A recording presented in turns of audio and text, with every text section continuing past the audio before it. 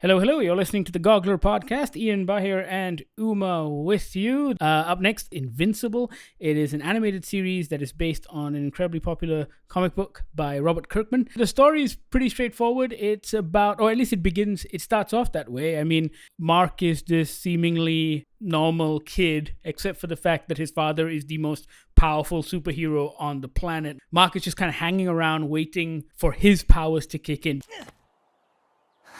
Morning. And the first episode, I mean, it kind of kicks off with him coming into his powers and then going under the tutelage of his father, and then plenty of twists and turns. It's spending more time with these as characters. Like I think I've mentioned this in my review, which is up on the site.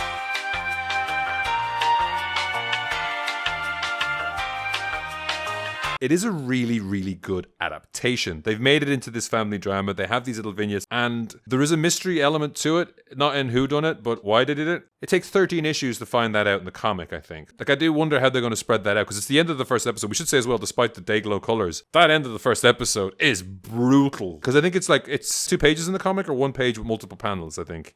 Whereas in this, it's almost like a minute long of just mayhem. Oh, it's blood, brains, bones, everything. I think ordinarily you would probably do that at the end of the first season. And yes. I think by shifting things forward and making that the core of the story, and also tying it into Mark's journey as Invincible as well. So these stories are running parallel to each other. It's also a very brave decision for the writers, right? Because you, the audience, are now ahead of your main character. You know what happened. You know the truth of what happened. You see them, everybody sort of trying to get through their life or just get through their day, and you're thinking to yourself, but he's dangerous. Don't trust that guy, you know? Yeah.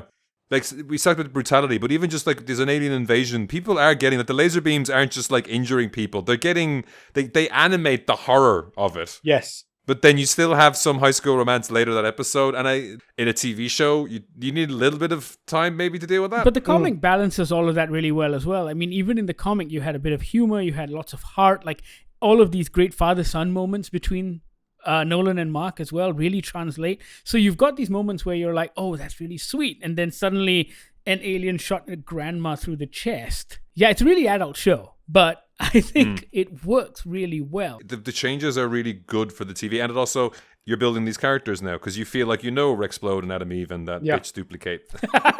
And bored of this. Yeah, we highly recommend Invincible.